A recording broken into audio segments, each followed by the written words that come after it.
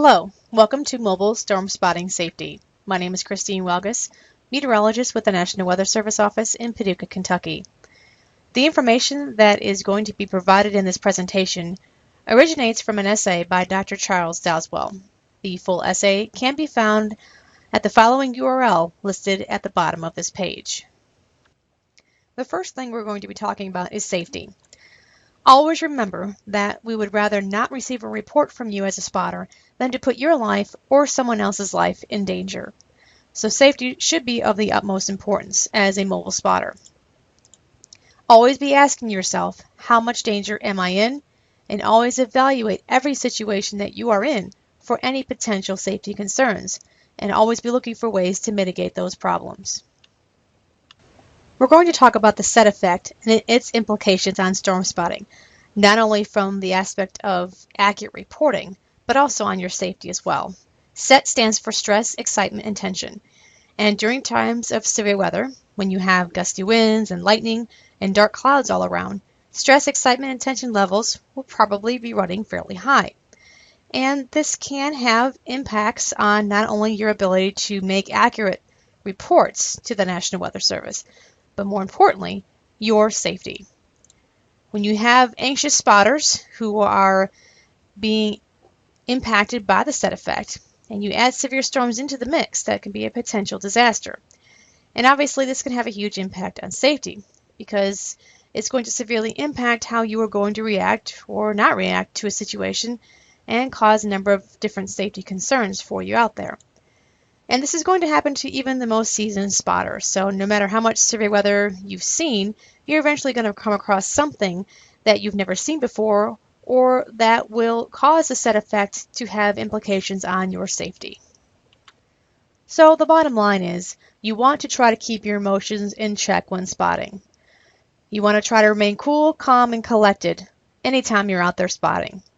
That is not only going to provide the Weather Service with the most accurate and clear reports, but is also going to keep you the safest as possible, and that is obviously of the utmost importance, is safety.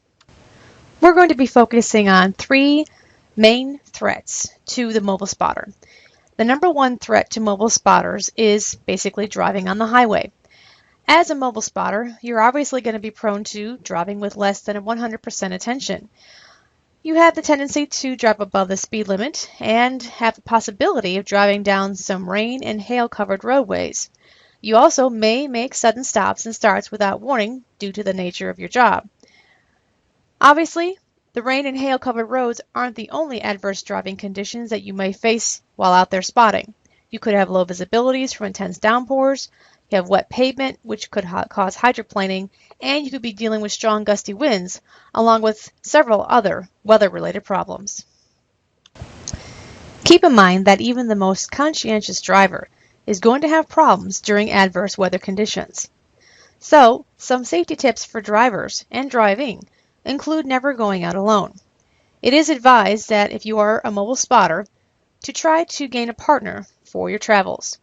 There are less distractions for the driver if you travel with a companion. Also, having two persons in the vehicle enables one person to do nothing but focus on driving, and the other one is able to navigate and analyze the storms. Another tip for mobile spotters is to watch for standing water on the roadways. As a mobile spotter, you will have to realize that hydroplaning is going to be a very serious threat for you since you are around thunderstorms a lot, some of which are going to contain very heavy rainfall. During a storm, water will likely collect along the tire paths, and if you hear water splashing under your car, then you are on the verge of hydroplaning if you are not doing so already. The key is to slow down and try to regain control of your vehicle. Also, when it's raining, make sure that you always have your headlights on. I want to talk about something that may be common sense to many people, but as mobile spotters, it is something you're going to be doing a lot of, and that is parking.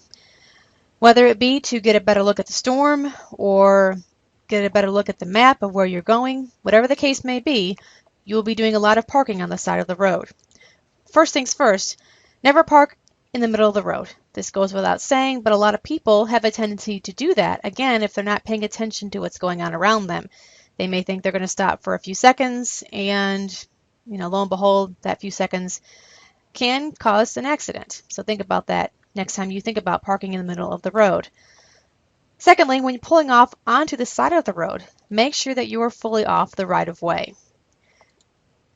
Also think about where you're parking is it legal. When opening your car door, make sure that you are fully off the road enough that you can open your door safely. Always inspect the shoulder. Make sure it's in good condition. A lot of times shoulders can be muddy, or there could be a deep ditch that could be masked by some tall grasses. So always inspect where you're going to park. Make sure that you're going to be able to get out of there safely. Remember that parking on the interstates is for emergencies only. And lastly, use your parking lights. Now there's been two schools of thought on using parking lights. Some people view having parking lights on as almost being a beacon, and people that are trying to drive around you tend to possibly lose focus on what they're doing and focusing on more what you're doing. Other people have said that using parking lights is definitely good for safety. So you're just going to have to figure out what's going to work best in your situation. So what do you think of this picture in the bottom left-hand corner of the page? Do you think those are safe measures to take when out there spotting? I'll let you be the judge. Okay, so here's another one of those common sense type slides, but one that definitely needs to be addressed.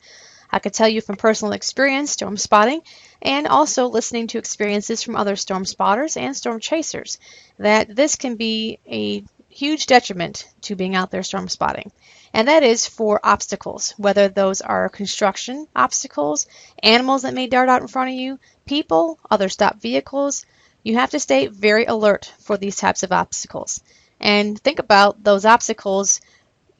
You have rain and hail and wind and even, darkness falling. That's going to cause many problems for you as the driver. And these things can sometimes cause you to react suddenly, and that could cause accidents. So just be safe out there. If you can avoid driving on dirt roads while spotting, you will certainly save yourself some headaches. Driving on wet dirt roads, even in a 4x4, does not make you immune to sinking up to your axles. Remember that even though the road surface may be dry, it won't take much rain to make that a very treacherous roadway, especially when it's mud. Even if the mud on a dirt road isn't like quicksand, a thin layer of mud on hard-packed dirt can be extremely slick. I can tell you from experience that it can be very much like driving on ice. You have little traction, you may start to fishtail, and could end up in an accident or become stuck on the dirt road. And as a spotter, obviously that's not going to be a fun time for you if you get stuck. So try to stay off the dirt roads and don't even think about driving on a dirt road, especially when it's raining. A few slides ago, we talked about how staying alert for obstacles is extremely important. Well, I want you to also think about that when night falls. Obviously, it's more dangerous to deal with something you cannot clearly see. Storms at night are going to present special problems for the mobile spotter, and you should be extremely cautious when observing storms after dark.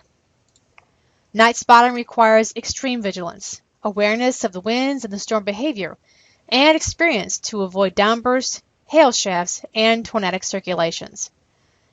Unless you have access to real-time radar data and are driving with a partner, it is highly advised to not spot at night.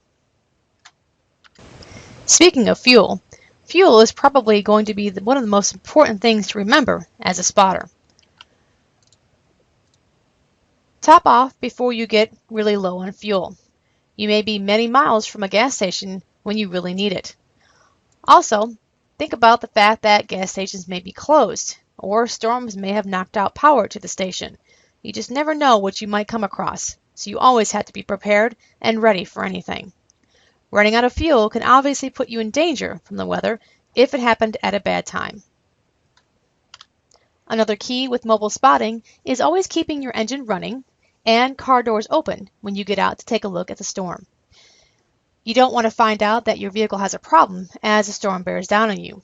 The key is that you want to get away as quickly as possible if you need to. If you get out of the car and close the door after turning the engine off, that means that if you need to get away quickly, you have to fumble for your keys, unlock the door, open the door, put the key in the ignition, start the car, put it in drive, and get away.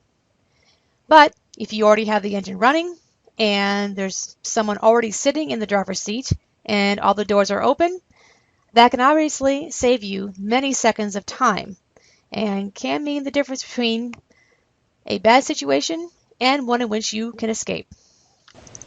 Now we're going to move on to the number 2 mobile storm spotter related threat, and that is lightning.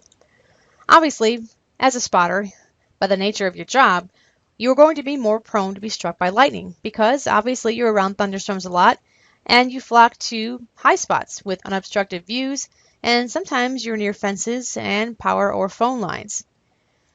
Always remember that almost all fatalities that are related to lightning have occurred while the victim was outdoors.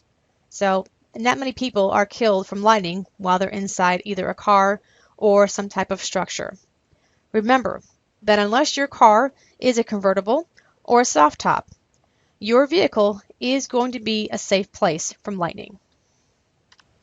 The key with this slide is to always remember that even though you're not seeing a lot of lightning in your immediate area or not hearing a lot of thunder, does not mean that that first strike can't be right where you're at.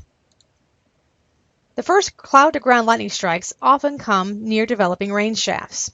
And if rain has not been approaching or has not begun around you, but then you start to see a few drops, that may mean that you are in immediate danger from a lightning strike.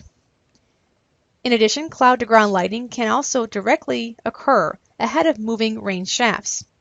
So remember that that first strike can be right near you. You always have to be ready. Another thing that a mobile spotter is going to have to watch out for is something called bolt from the blue. The key here is that if you are outside interrogating a storm and you can hear thunder, remember that you are close enough to be struck. Lightning strikes sometimes outside of the heavy rainfall and can occur as far as 10 miles or more from any rainfall.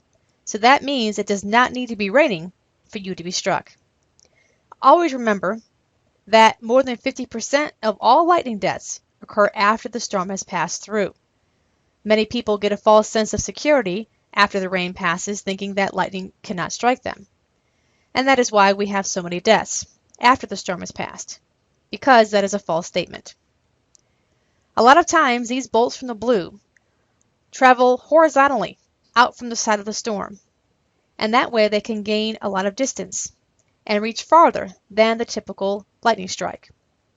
So again, remember, if you can hear thunder, you are close enough to be struck by lightning. So here are some lightning safety tips to keep in mind. First of all, lightning tends to strike the tallest object in an area. Not always, but that is what its tendency is. So you want to avoid being the tallest object in an area, or even being close to any tall objects in your immediate vicinity. So you don't want to stop your car under a large tree, or a power line, or a phone line, or even a power pole.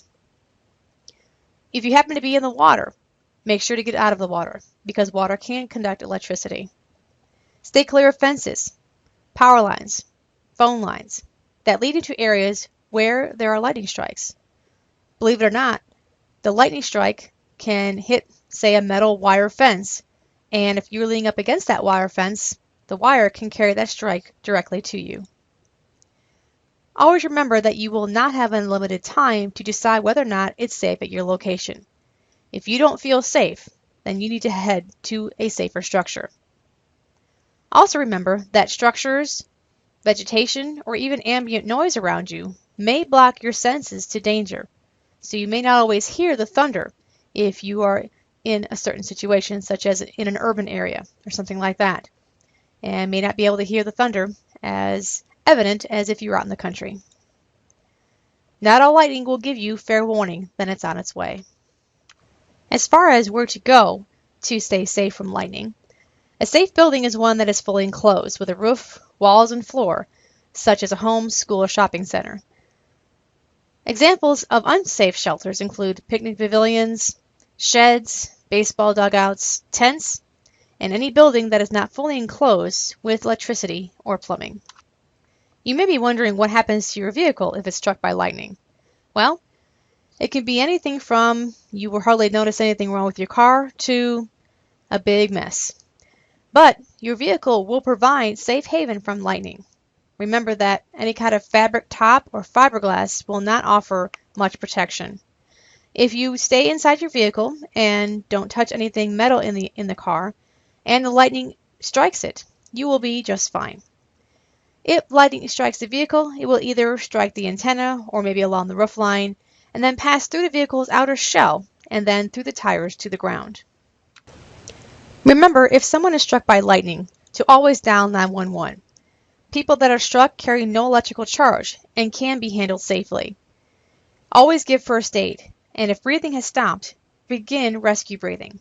If the heart has stopped beating, perform CPR. If the person has a pulse and is breathing, look for and care for any possible injuries.